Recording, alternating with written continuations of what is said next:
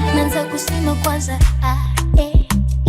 kitwani twani na ndo wewe uko na mimi. Twende chumbani unipe vitu furani,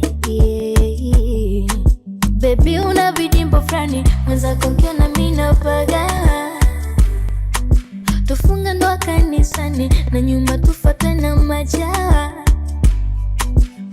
Ukiona rudi nyumbani beba na vishumbo kwa ndani, hata ukisema twendani kwani wewe inawahusu nini?